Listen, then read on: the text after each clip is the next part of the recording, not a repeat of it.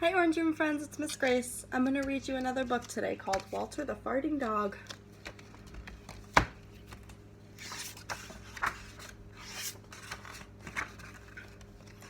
Betty and Billy brought Walter home from the dog pound. Nobody wanted him, said Billy.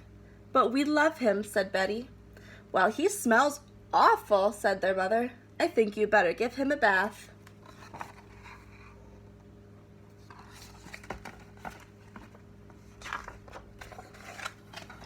Mother walked in and said he still smells awful. And that's when they got the first clue, the telltale bubbles in the water. He's probably just a little nervous, said Mother hopefully. His stomach must be upset. But Walter's stomach wasn't upset. Walter's stomach was fine. He felt perfectly normal. He just farted a lot.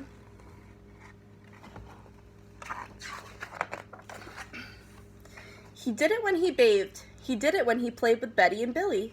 He did it when he walked around the house. He did it in the dining room. He did it in the kitchen, and he did it in his sleep.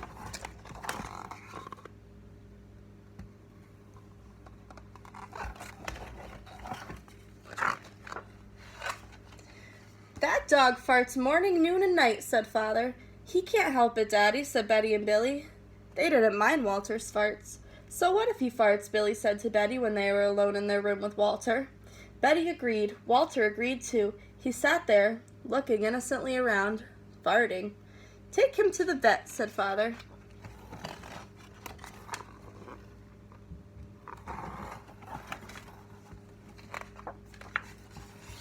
Farting, said the vet, or rectal flatulence, as we say in the medical profession, and prescribed a change in diet.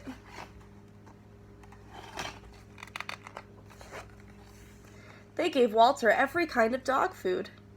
He farted. They tried him on cat food. They gave him hot dogs, hamburgers, and lettuce and tomato sandwiches. They gave him fried chicken. They gave him rabbit food. They made him a vegetarian. No matter what that dog eats, he turns it into farts, roared Father.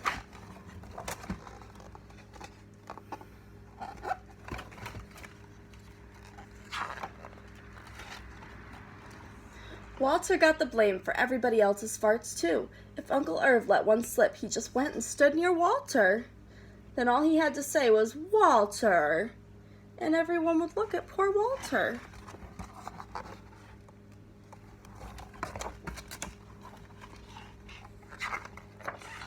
He has to go back to the pound, said Father. No, Daddy, please, begged Betty and Billy. Don't send Walter away. He goes tomorrow, said Father. They pleaded. Walter farted. It was all over. That night, Betty and Billy cried in their beds, and Walter looked at them unhappily. Oh, Walter, said Betty, you've got to stop farting, because Father is going to send you back to the pound tomorrow, said Billy.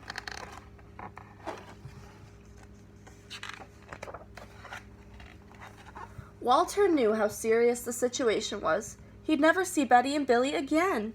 He resolved to hold in his farts forever.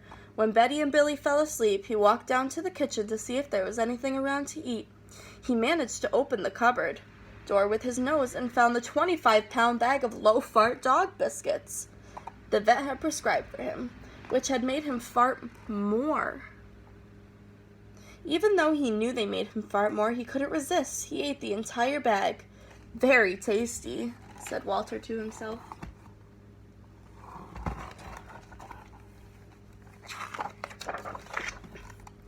And then he went and lay down on the sofa. A gigantic gas bubble began to build inside him. This is going to be trouble, he said to himself nervously. He was afraid of what might happen if he let it go. He thought maybe the house would explode. So he kept it in. It wasn't easy. In fact, it was torture. But he had resolved never to fart again. His future depended on it. As he lay there with his tail wrapped tightly between his legs, he heard a noise at the window.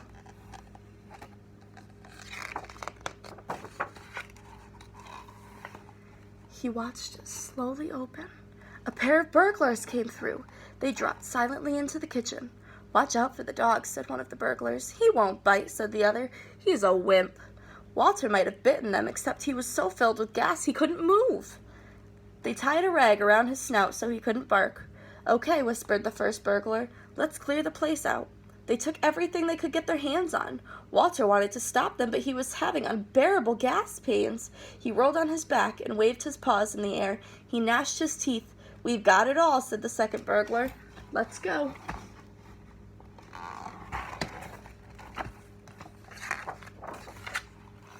That's when Walter let it fly. It was the worst fart of his life. It made a tremendous noise and shot him across the room.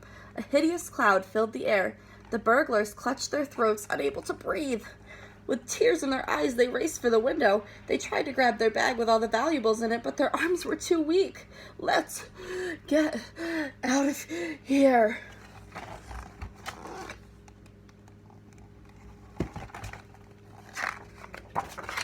They jumped out the window and ran up the block, choking and gasping for air. Still blinded by Walter's attack, they stepped into the headlights of an approaching police car. "Hold it right there," said the policeman.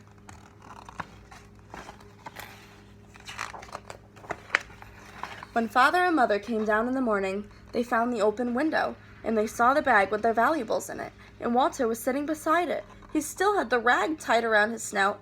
You'd have to say he looked heroic. "He saved the silverware," cried Mother. "He saved the VCR," cried Father.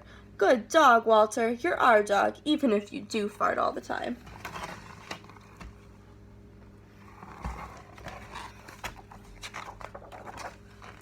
And so the family learned to live with Walter, the hero dog. And that's the end of our tale. The end. Bye, Orange Man.